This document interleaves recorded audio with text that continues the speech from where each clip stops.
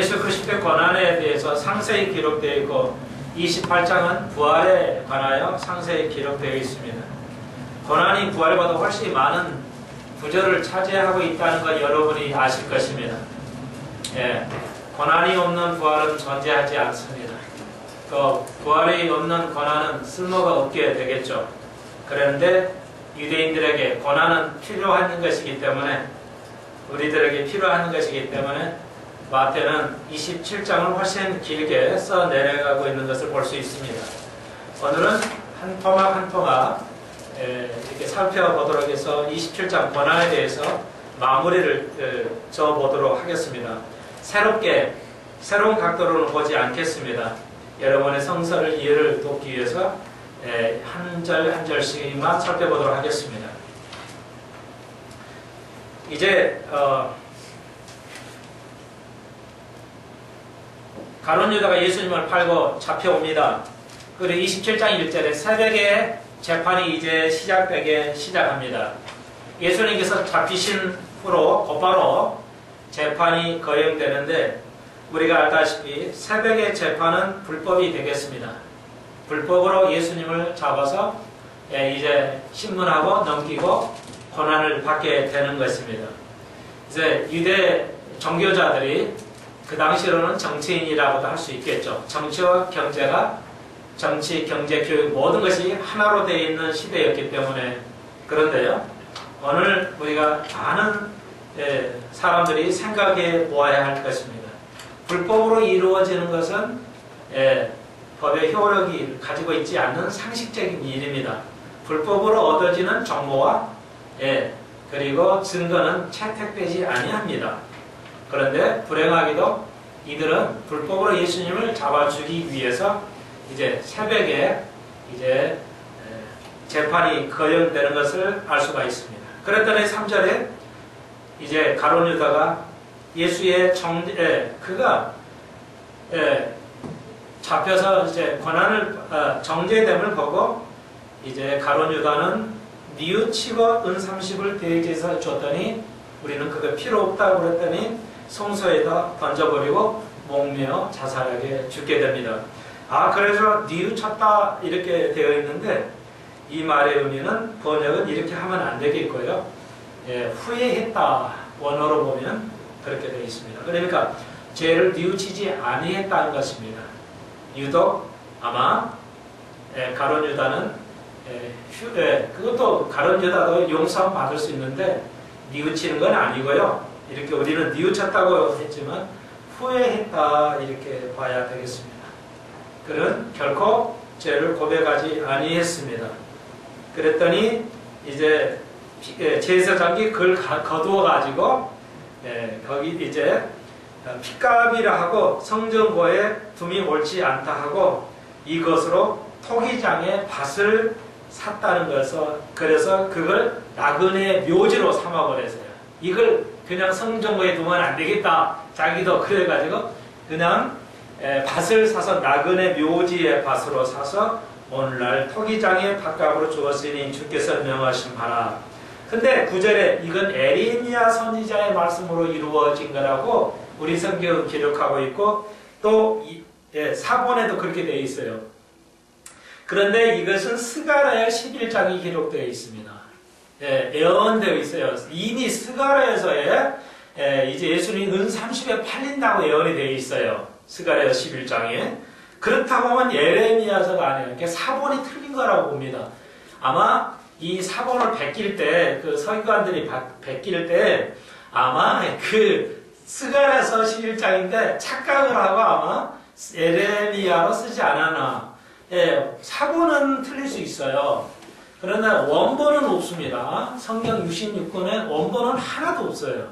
그러니까 여러분이 이해하시죠? 원저자가 딱 글을 쓸 때 그 초고는 없어요.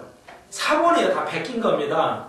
그러니까 베끼는 사람이 첨부를 할 수 있고 뺄 수가 있어요. 주관적으로. 그런데 이건 명백하게 오류인데 사본의 오류예요. 원본은 오류가 있지 않을 걸로 봅니다. 원본은 오류가 있을 수가 없어요. 그러니까 이것은 아마 서기관이 잘못 또 주관적으로 예레미야라고 썼을 것인데 스가랴 예언을 통해서 은 30에 팔리는 것을 볼 수가 있습니다. 그리고 토기장의 밭으로 됐다. 이 말의 의미는 우리가 우리는 나무라기도 하고 우리를 땅이라고 그래요. 그래서 아담이란 말은 여러 가지 뜻이 있는데 그 중에 하나가 아담이라는 게 흙이라 이런 뜻입니다. 지구도 흙이죠. 그런데 지구는 에레츠라고 해서 히브리 말로 이건 땅이라는 뜻이고 우리는 좀 다르게 먼지 이런 뜻으로 아담이라는 게 먼지란 뜻이에요. 흙이란 뜻입니다. 그래서 우리가 뭐예요? 묘지값이에요. 우리는 묘지의 땅이나 마찬가지예요. 우리는 나무고 우리는 또한 흙이에요. 그러니까 우리가 흙인데 죽어있는 토기장의 밭값이에요. 그런데 그걸 피로 사셨어요. 피값이라고 그랬어요. 다시 말해서 예수님께서 피로 우리를 죽어있는 땅, 우리를 사셨다. 아담이 죄를 범함으로 죽은 흙이 되어야 되는데 피값으로 우리를 새롭게 사셨다. 이렇게 이해하시면 되겠습니다. 그 뜻입니다. 자, 그래서 이제 11절 이하로 계속 이제 묻습니다. 이번에는 대제사장이 이제 총독에게 데리고 갑니다. 예수님을 재판을 계속해요. 근데 이제 그 당시에 그 이스라엘을 지배하는 총독이 있었는데 대제사장들은 대제사 예수님을 데려다가 이제 자기 기득권을 위해서 예수님을 그냥 재판에 죽이려고 넘겼어요. 근데 그 당시에는 로마 영이었기 때문에 재판권, 다시 말해서 사형권이 없어졌어요. 그러니까 임시로 자기들이 친위권은 있는데 사형권은 로마에가 있어요. 그러니까 어쩔 수 없이 자기들이 재판을 못하고 총독에게 넘겨가지고 하렵니다. 그래서 총독이 물었어요. 네가 진짜로 유대인의 왕이냐? 그랬더니 네 말이 옳다. 이렇게 예수님은 왕으로 오셨어요. 그런데 받아들이지를 않았죠. 그랬더니 하시고 대제사장과 장로들이 고소를 당하나 아무 대답이 없으셨어요. 그것은 죄인은 말이 없기 때문에 그렇습니다. 우리를 대신했기 때문에 말이 없었어요. 구분을 하셔야 돼요. 우리가 죄를 지면 말이 없죠. 재판할 때. 그래서 이해하고 말이 없어요. 왜? 죄인은 계속 말씀을 안 하셔요. 그래서 기이하게 여기셨어요. 심히 14절에 총독이 변론권을 주는데 변론을 안 해요. 그러니까 기이 여겼다고 이렇게 마태는 우리에게 기록하고 있습니다. 근데 11절 그때에 바라바라는 유명한 아주 국가사범이 있었어요. 사형도 해당되는 바라바. 바라바인데 우리 성경은 바라바인데 다른 판에 보면은 예수 바라바 이렇게 되어 있는 판이 있어요. 그래서 아마 흔한 이름이라고 했죠. 예수 바라바가 아닌가. 우리가 배웠죠. 바는 뜻이 뭐예요? 집도 다른 뜻으로 아들이라는 뜻도 있다고 그랬죠. 바는 아니야. 바라바니까 라바의 아들이에요. 그렇죠? 라바는 뭐예요? 바라는 아들이거든. 라바가 자음자편이 생겨서 라바라고 전하는데 아바예요. 아버지. 아버지의 아들이라는 누구? 그러니까 예수 아버지의 아들 이런 뜻이에요. 있는데 이 사람이 이제 잡혔어요. 그래가지고 이제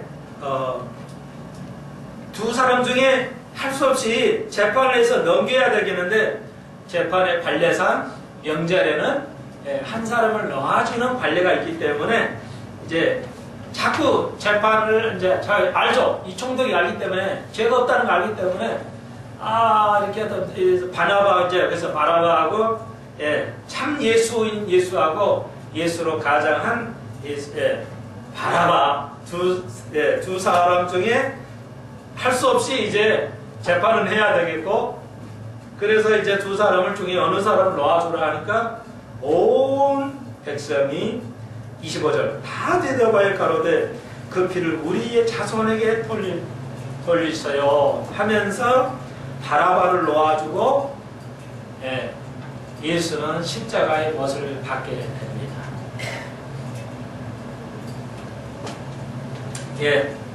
여기서 정치자들이 생각해 봐야 할 것이 있어요. 나는 아는데 분명히 이게 좋은 길인데 여론이 그러면 총독은 유지가 안 되거든요. 옛날이나 지금이나. 여론이 악화되면 내가 정치가 불안해져요. 그러니까 여론상 할 수 없이 알면서도 바라바를 놓아주게 되는. 그래서 정치인들은 하나님 앞에 설 때 내가 정치 때문에 할 수 없는데요? 이렇게 해봤자 소용이 없다는 겁니다. 참으로 정치인들이 크리스찬 되기는 하늘의 별 따기만큼 어렵다. 이렇게 볼 수가 있습니다. 다시 말해서 환경에 절대 변명할 여지가 되지 않는다. 뭐라고요? 환경 탓으로 하나님 앞에 우리가 쓸 때 변명할 수 없다는 겁니다. 그래서 정치하는 사람들은 얼마나 하나님 앞에 서기가 어려운 것인가 빌라도를 통해서 볼 수 있습니다. 그래서 빌라도가 나는 죄 없다고 손을 씻어봐야 하나님 앞에 갔을 때 이제 빌라도는 어마어마한 이제 고난의 지옥에 가게 되는 것을 우리가 알 수가 있습니다.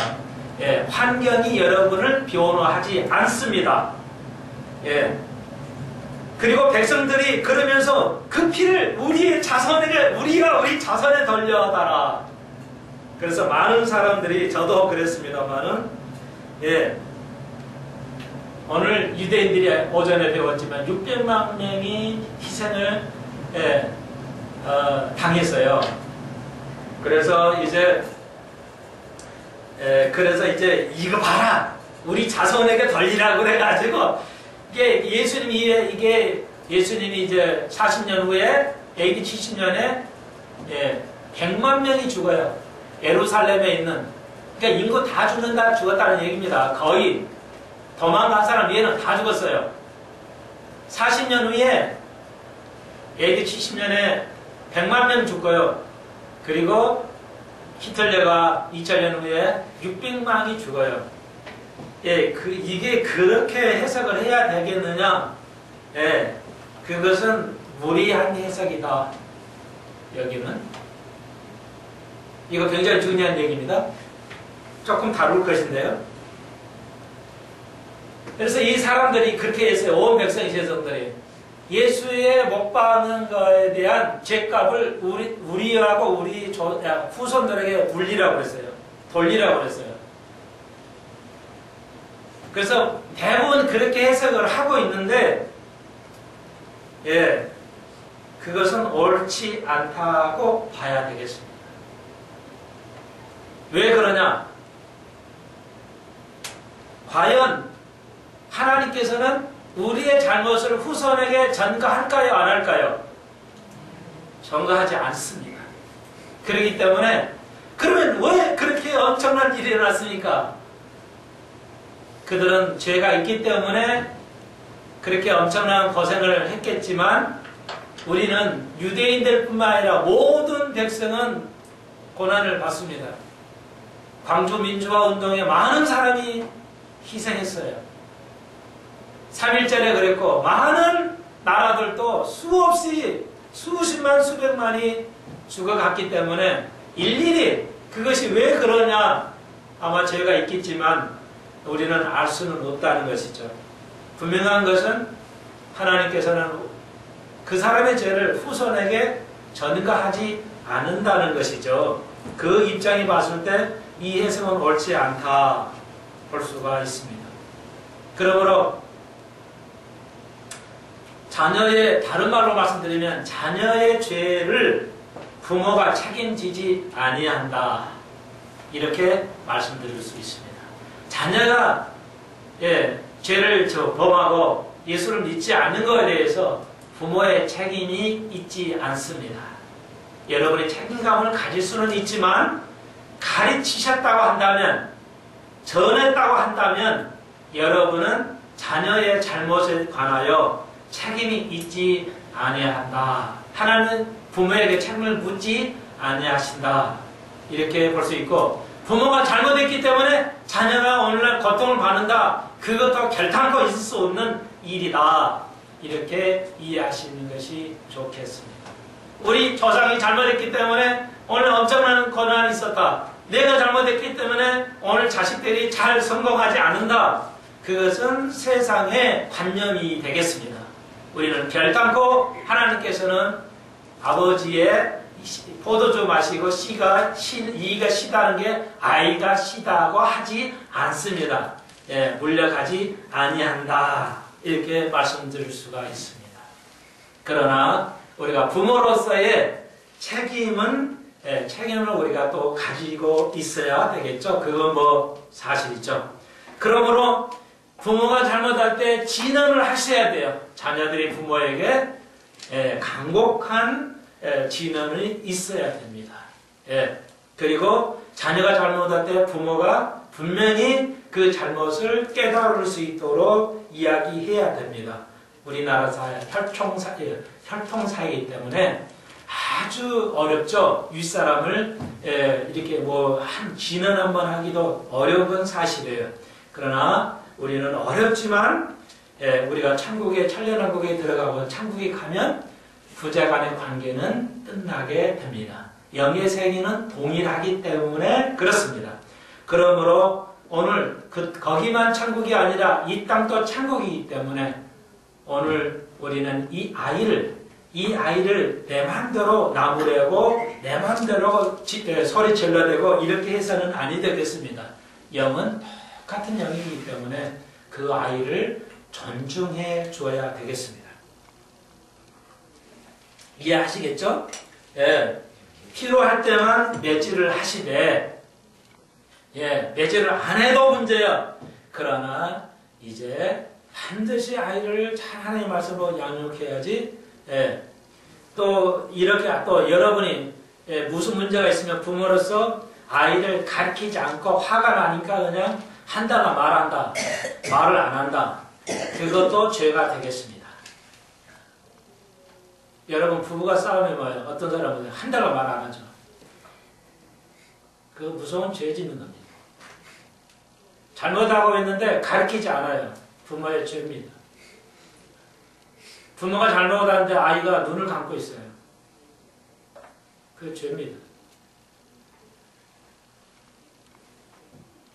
책임을 전가하지는 않으십니다. 그러나 유대인들은 계속 하나님의 그 책임을 전가하지 않으셨어요. 그들은 잘못했어요. AD 70년도 잘못했고 유대인들은 계속 잘못해 왔습니다. 그리고 오늘 유대인들이 그러나 세계를 지배하는 것 하나님의 은혜라 할 수가 있습니다. 오전에 좀 말씀드렸지만 400년 동안 종살이 했으면 노예 근성이 몸에 배어 있을 텐데 유대교의 시작은 잘 들으시고 하나만 하고 그냥 진행하겠어요. 유대인들의 6월절은 6월절 의미가 뭐예요? 그러니까 유대인들은 왜 6월절을 행사하죠? 유대인들이 6월절 왜 행사하느냐고요, 지금도. 애굽 땅에서 노예 땅에서 해방 나온 걸 기념하죠. 잘 이해하세요? 나왔으니까 그냥 기념하는 게 아니에요. 자세히 제가 공부를 해보니까 그게 아니고 노예 근성의 벗는 시작이라는 거예요. 노예 근성이란 정신을 벗는 시작이 6월절이라는 거예요. 이해하시겠어요? 오늘 다룰 시간이 없으니까 안 다루겠어요. 다음에 다루도록 하고요. 그러니까 쉽게 말씀드려서 그런 오랫동안 잘못된 관념, 노예 근성이라는 그것을 이제 벗기 시작하는 것이라는 거예요. 이제부터는 벗기 시작하는 정신으로 유대라는 나라가 생성됐다는 거예요. 우리나라가 3.1절 정신에 의해서 시작을 해야 돼요. 사실은. 그 정도만 너무 벗어나니까 너무 많이 나가니까 그 정도 하겠어요. 단지 그러니까 책임이 없다는 거. 그러나 여러분이 책임을 이렇게 우리가 잘못된 걸 벗어나고 이렇게 고치려고 하지 않고 그냥 하시고 있으면 안 된다. 이렇게 적용의 말씀을 드리고 싶네요. 자, 그래서 쭉 내려갔어요. 그래서 이제 고난을 당했습니다. 침을 뱉고 채찍을 맞고, 머리부터 발끝까지 7군데를 우리의 전신의 모든 죄를 맞습니다. 침을 뱉고 따귀를 맞이고 신이 인간에게 할 수 있다.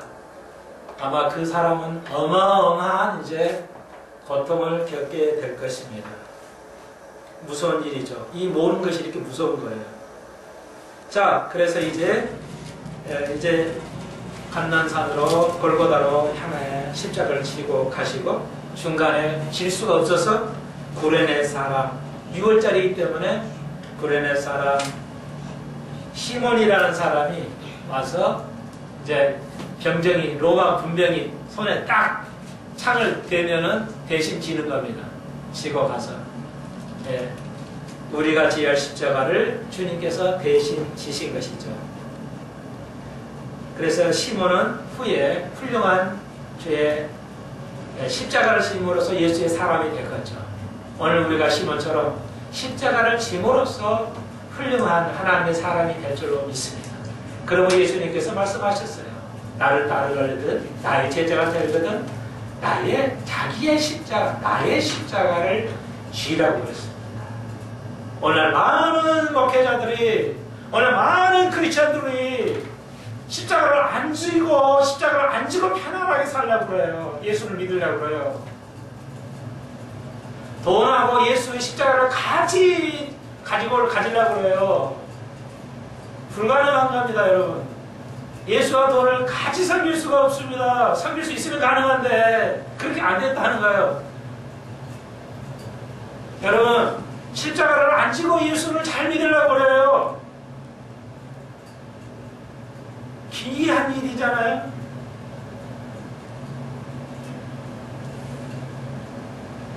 (34절) 쓴 포도주를 주게 됩니다.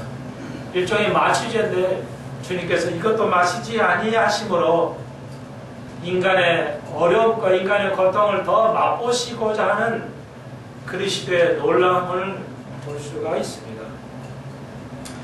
그리고 이제 그들이 십자가를 올리고 그 머리패 위에는 유대인의 왕이라 쓴 죄패가 붙었어요. 죄인들은 십자가에는 국사범이기 때문에 죄패를 위에다가 그 죄명을 위에다 붙이는데 죄명이 유대인의 왕이라, 그렇게 대제사장들이 자칭, 진짜는 아닌데 자칭 유대인의 왕이라고 이렇게 해놓으니까 됐어? 이제 그 총독이 빌라도가 됐어? 내가 알아서 할게 하고 그냥 유대인 왕이라고 쓴 거야. 실제는 유대인의 왕이었습니다. 빌라도는 놓아주고 싶었지만 놓아주지 못했어요. 정치적인 입지 때문에. 그러나 빌라도는 예수를 죽인 장본인이 되겠습니다. 얼마나 무서운 것입니까? 여러분, 대통령, 장관, 국회의원 이런 거 하려고 하지 마세요.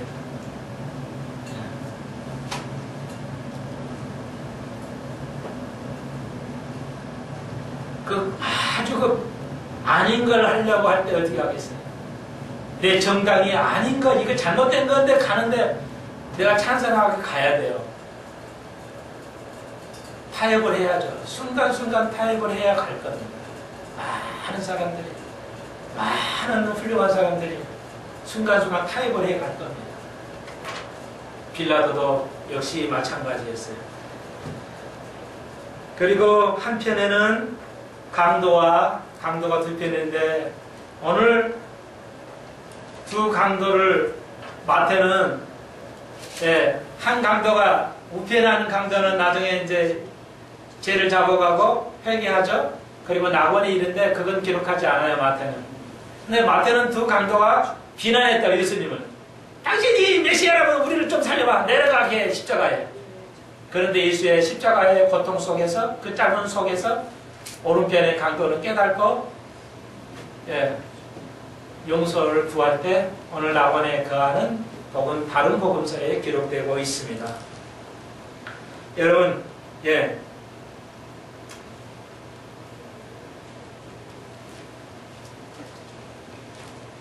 그리고 이제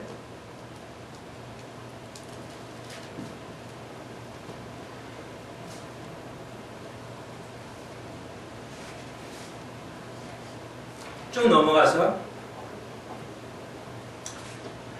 44절 금방 말씀드렸고요. 두 강도가 이와 같이 욕하더라. 처음에는 그렇게 했다는데 시간차로 기록한 것을 볼 수가 있습니다. 제 6시는 3시입니다.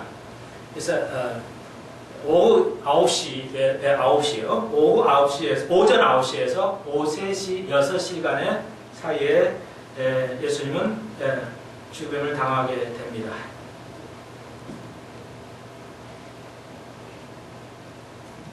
그런데 참고적으로 요한복음은 예수님의 죄패가 여기 마태는 기록하지 않는데 유대인의 왕이라고 적었는데 요한복음은 세 언어를 썼어요.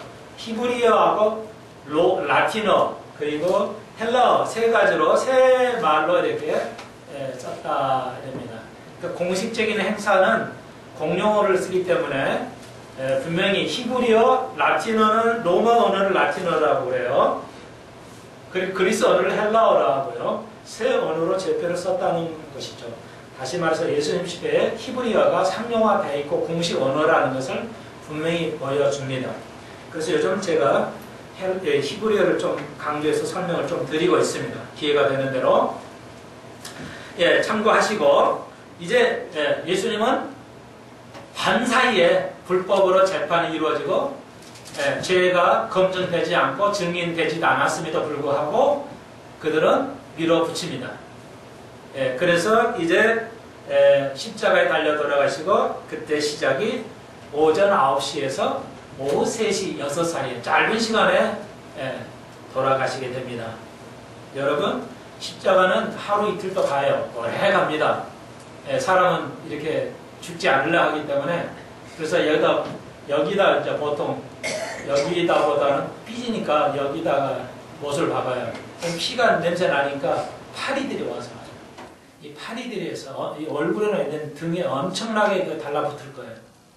뭐 채찍질로 권한 받는 것뿐만 아니라 그 더러운 벌레들이 들어오기 때문에 감당할 수가 없는 그런데 예수님께서 빨리 사망을 하세요. 여기서 우리가 배울 수 있는 것이 있죠. 우리가 영적으로 빨리 죽어야 돼요. 우리가 안 죽으려고 그래요, 영적으로. 그러니까 영적으로 안 죽으니까 육이 사는 겁니다. 육을 죽여야 되는데 육이 안 죽어요, 빨리. 육을 안 죽이고는 여러분이 아무것도 할 수가 없습니다.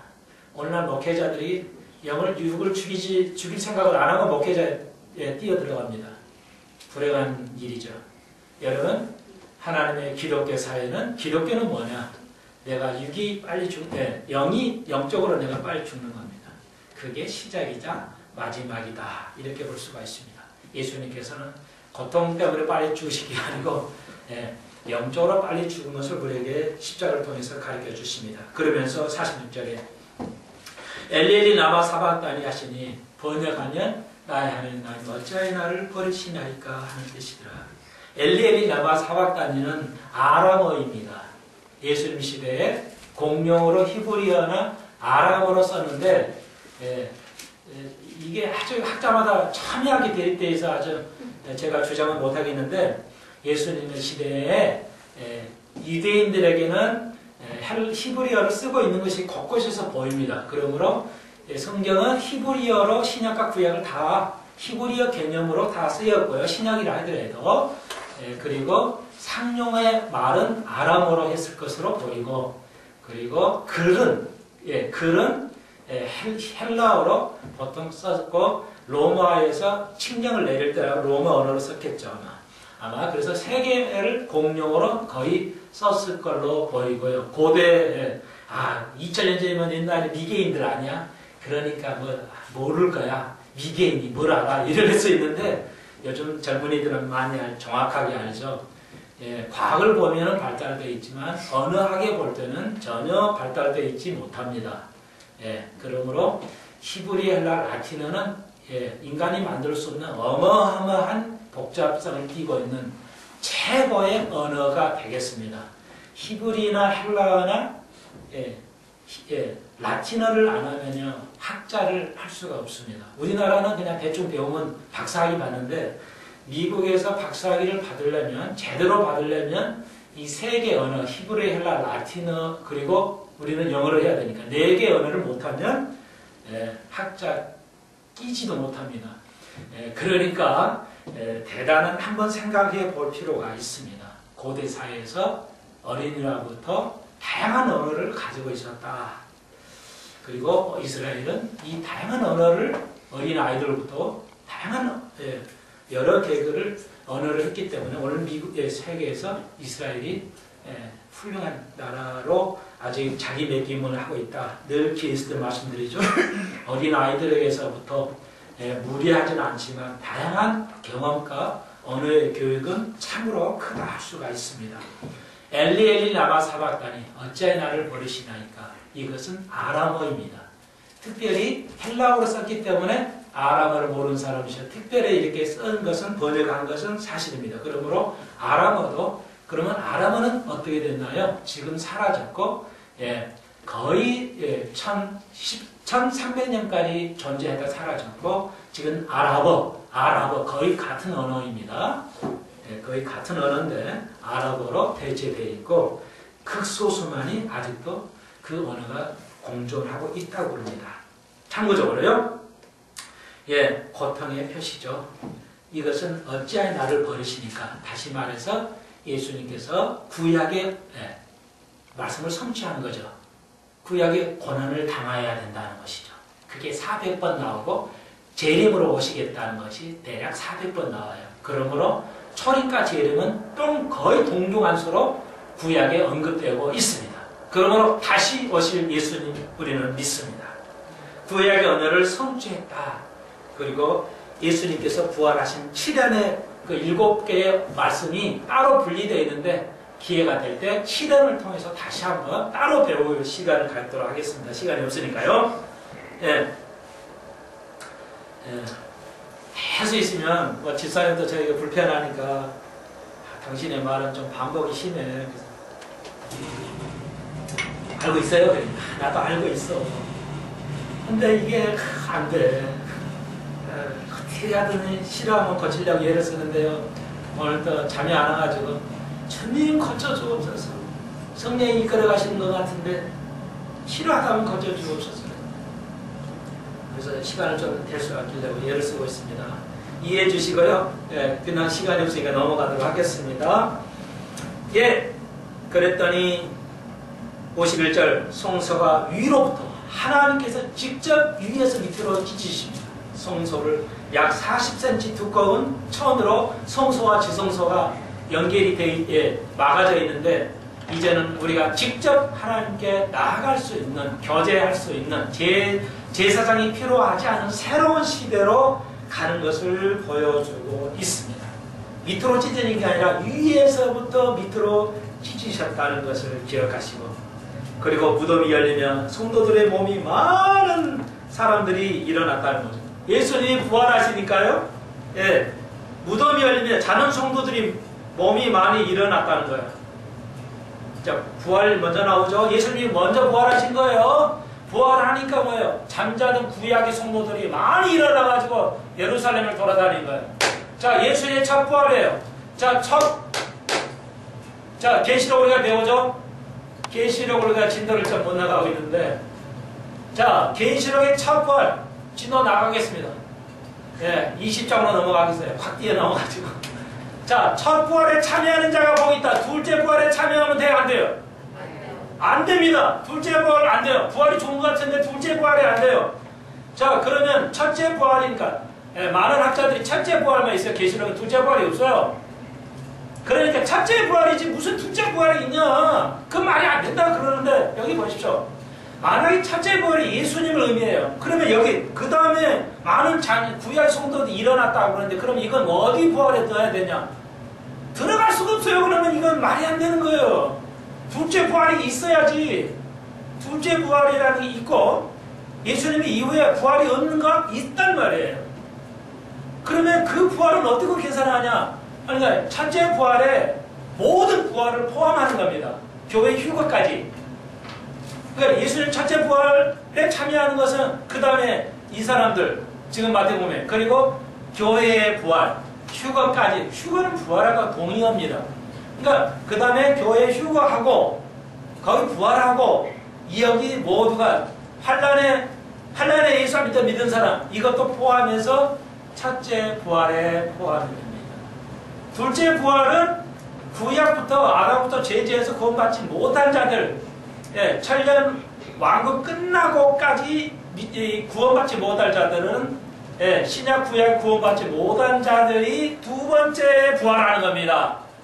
부활을 해야 사람을 심판해서 고통을 당하게 하니까 그래서 그게 두 번째 부활이다는 걸 기억하시고 첫째 부활은 한 번만 말하는 게 아니라 환난 전, 천년, 전천년 그리스도 심판받기 전까지 모든 부활을 첫째 부활이라 이렇게 정리하시면 되겠습니다. 그랬더니 56절에 항상 죽음의 그 고난에는 뭐야? 여자가 힘이 세요. 남자는 무서워. 도망가 버렸어요. 다 도망가 버렸는데 56절에 막달라 마리아, 제일 나이가 많으신 분이라고 그랬죠? 예수님께 은혜를 받았던 막달라 마리아, 야고보와 요한, 야고보와 요한, 요셉의 어머니 마리아, 세베대의 아들의 어머니도 있더라.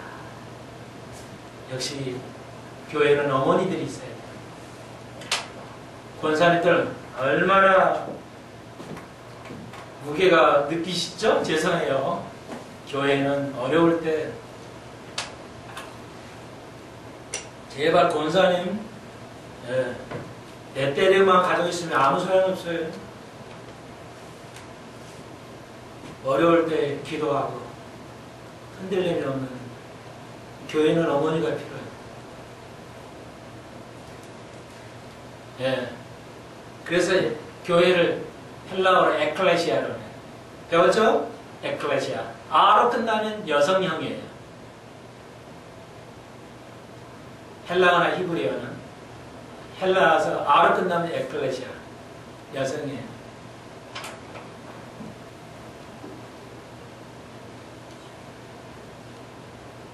이름 없는 57절 부자 요셉, 아리마대 요셉이 장사를 준비하죠. 이거 왜 기록이 있나요? 장사, 이 국사범을요, 장사를 지는 것은요, 지내면은 그 사람도 역시 그 사회에 완전히 낙인이 찍힙니다. 그런데 부자가 모든 걸 버리고 그걸 간수하고 예수님을 장사를 지내요. 야, 그의 아리마대 요셉. 천국에 가면 놀라울 것입니다. 저 훌륭한 목사님이 천국에 와놨다. 그런 일이 벌어질 겁니다. 혹시 왔는데 상급이 아무도 없어요. 이럴 수가. 그렇게 될 것입니다. 처음 제가 나중되고 나중된 자가 처음 될 줄로 믿습니다. 그런데 여기 보니까 이름 없은 아리마대 요셉, 그는 부자이기를 모든 걸 감수하고 예수님을 창사를 지는 아름다운 모습을 볼 수 있습니다. 아마 요셉, 아리마대 요셉은 천국의 상이 크겠죠. 모든 걸 그걸 버리고 지금 그 엄청난 부와 영화를 버리고 했으니까요. 그렇다면 부자도 아름답게 가능하죠. 오늘 그런 부자가 있을까요? 많은 장로님들이 내가 교회에서 엄청 많은 돈 들여서 했으니까 하늘나라의 상이 크겠지. 하늘에 뭐 이게 돈으로 교회를 해서 성전 세우는 거 그건 하늘의 상이 있는 게 아니에요. 그건 종교 활동이지. 아니, 대단히 착각을 하시면 안 돼요. 우리가 교회 많이 나와서 기도 많이 하고 찬송 많이 하고 설교 많이 하고 교회에 많이 돈 내서 교회에 많이 세워갖고 있으니까 그것은 종교 활동이죠.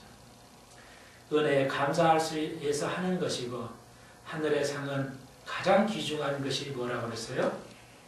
기준이 그리스도를 닮는 겁니다. 자기를 주는 것입니다. 그것으로 상급이 비운한다는 거죠. 알리십시오. 하는 목회자가 장로들이 몰라요. 목사가 교회 크게 하니까 해서 야 이게 상이 크다는 거 천만의 말씀에 아무 관계없어요. 그리스도를 닮는 겁니다. 그리스도를 닮아가는 거예요. 그리고 이제 28절에서 안식일 첫날 역시 뭐예요?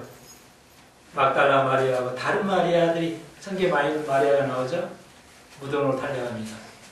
제자들은 다 도망가 버리고 어려울 때 여성이 역시 어려울 때 최고입니다. 새벽에 막달라 마리아 달려갑니다. 거기서 보니까 주님을 배웠는데 부활을 가장 먼저 보는 사람이 누구였어요? 여성들이었어요. 가장 사이에 천세받고 2000년 전에 여성은 별볼이 없어요. 짐짝이에요. 거의 짐짝에 해당돼요. 여러분 아시겠어요? 지금 여성이 남성보다 훨씬 주에 내가 오늘도 따로 불러가지고 정한이 잠깐 앞으로 네가 잘해야 돼. 네가 책임을 지고 가정을 세워야 된다. 예, 알았어요.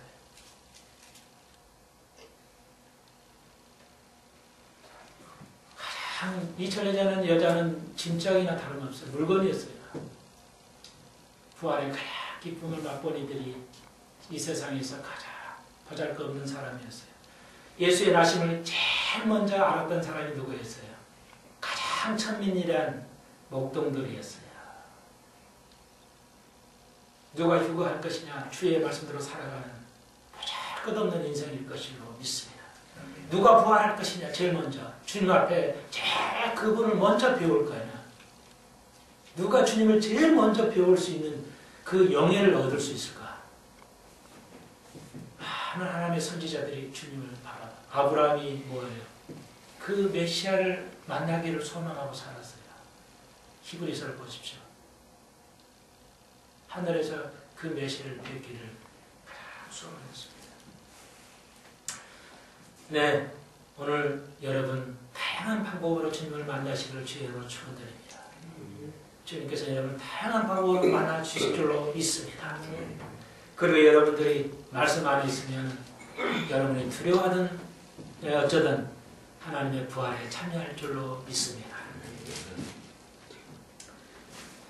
그리고 두 번째 이제 형제들이 가서 전하라고 그랬어요. 내가 갈리로 갈 것이다. 그리고 16절에 11제자가 갈릴리에 가서 예수를 만나고 자기 고향에 가셔서 배웠는데 부활을 믿지 않은 사람들도 있었고, 그러나 예수님께서 그들을 책망하지 아니하시고 제자들에게 말씀하시되 11제자죠. 이제 12제자가 아니고 11제자에게 가르사대 하늘과 땅의 모든 권세를 내게 주셨으니, 이 말의 의미는 여러분에게 하늘의 권세와 땅의 권세를 주셨다는 뜻입니다. 예수에게만 줬다는 게 아니라 우리에게 하늘과 땅의 모든 권세를 우리에게도 주셨다는 뜻입니다.